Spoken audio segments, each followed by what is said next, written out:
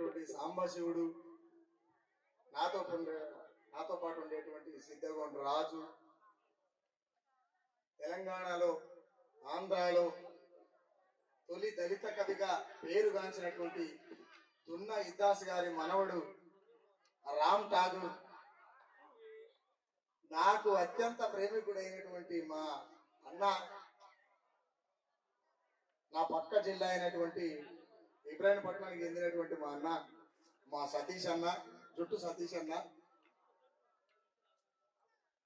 నిజంగా కూడా ఈ వేదిక కల్పించి, ఈ వేదిక మీదకి నన్ను విలిపించి, ఈ అవకాశాన్ని నాకించి ఈ ప్రజలతో మాట్లాడేటువంటి సందర్భాన్ని కల్పించినందుకు నిజంగా సురేష్ మహాజనకు నేను కళాభి ఉద్యమ వందనాలు తెలియజేస్తా ఉన్నా.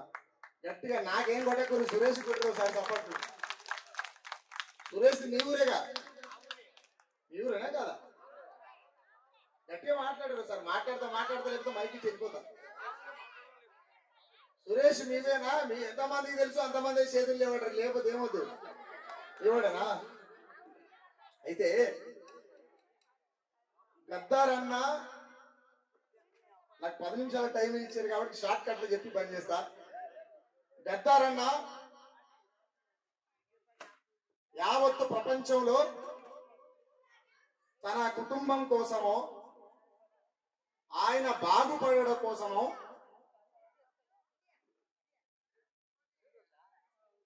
ఆయన బాగు కోసమో, ఆయన కుటుంబ స్వలాభం కోసమో ఏ రోజు కూడా ఆయన పాట పాడలే.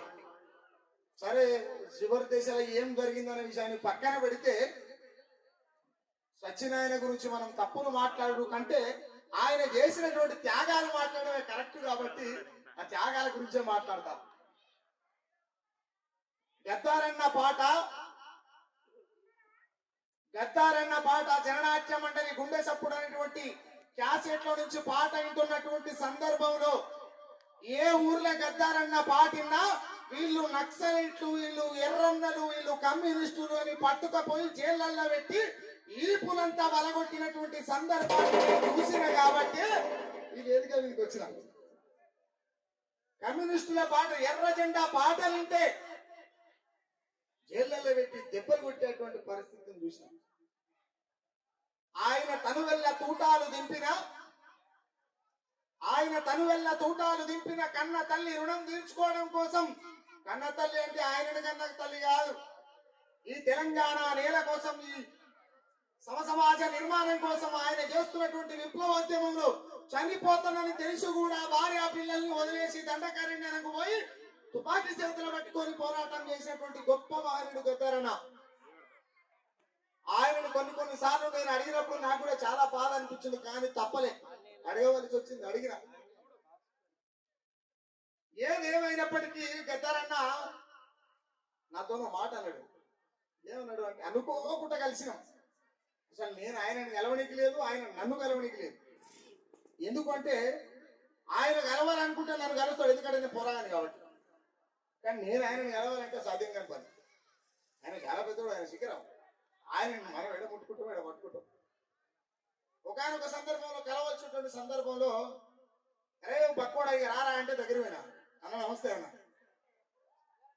ఏమిరా సమాజానికి, దోపిడీ వర్గానికి, పెత్తందారి వ్యవస్థకు నేను ప్రశ్నలైతే నా పాటకు నువ్వు ప్రశ్నమైనవేంద్రా అని అడిగాను. అట్లేం లేదన్నా, నేనేమన్నా తప్పు రాసిన్నా అన్న, చేతులు కట్టుకొని అన్నా నేనేమన్నా తప్పు రాసిన్నా అని అడిగిన తర్వాత ఆయన నోట్లకి ఇంకో మాట రాలే, ఏదో భుజం మీద చేసి పెట్టారు, 2 దెబ్బలు వేసి సరే అని చెప్పి కార్యక్రమం వెళ్ళిపోయాడు.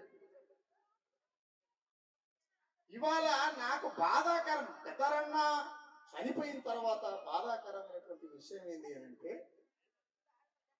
తెలంగాణలో గద్దారన్నకు అందరూ వారసులే. తెలంగాణలో గద్దారన్నకు అందరూ వారసులు.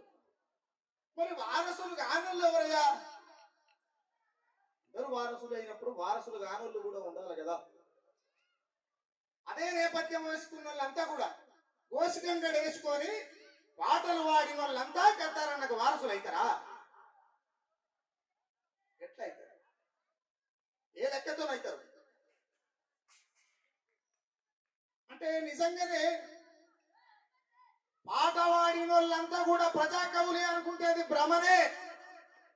ఎర్ర జెండా పట్టుకున్న వాళ్ళంతా కమ్యూనిస్టులు అనుకుంటే అది భ్రమనే అని చెప్పి నేను ఖచ్చితంగా చెప్పగలుగుతాను. ఏమన్నా కానీ ఇది మాత్రం నేను చచ్చేదాకా చెప్తా. ఎందుకు నేను ఈ మాట చెప్తున్నంటే, పాట వాడినోడల్లా మేము ప్రజాకవులామంటే ఎట్టుల్లా,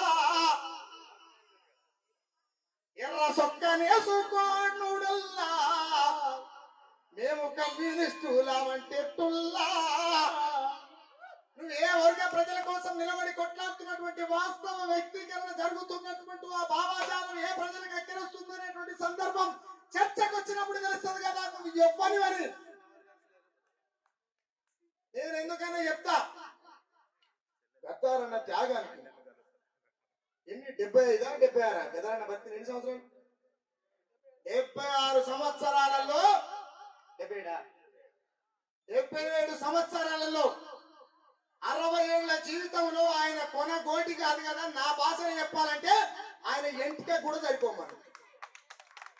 మిగతా విషయాన్ని పక్క పెట్టి మిగతా విషయంలో ఆయన బతుకున్నప్పుడే మాట్లాడినా ఖచ్చితంగా మాట్లాడుతూ అది తప్పు కూడా. ఆ మిగతా 60 ఏళ్ల గురించి ఒక 5 నిమిషాలు మాట్లాడతాం.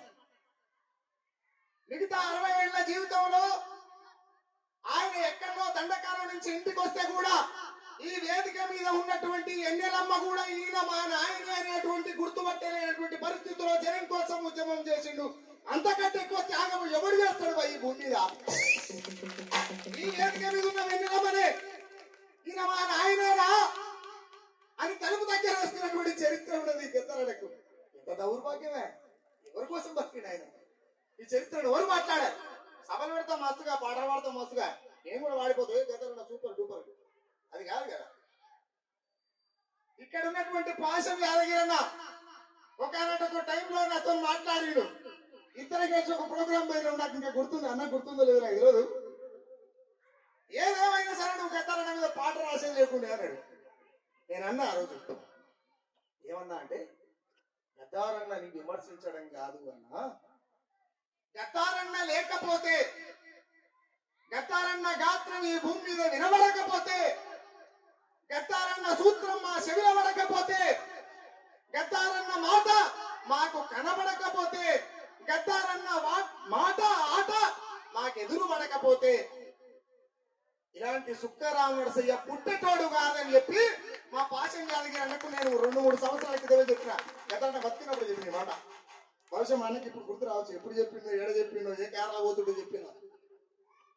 నేను ఎందుకు ఈ మాట అంటున్నంటే, సింపుల్ గా చెప్పిన పాట వాడిన వాళ్ళ ప్రజాకవులు కాదు, కోచం కూడా వేసుకుంటే ఇంకేదో కానీ ఏమంటారు ఎర్రంగా వేసుకుంటే కమ్యూనిస్టులు కాదు. అంటే సమాజంలో ఏం జరుగుతుంది అంటే కొన్ని సందర్భాల్లో ఉద్యమం దగా చేయబడుతుంది. ఉద్యమం దగా చేయబడుతుంది.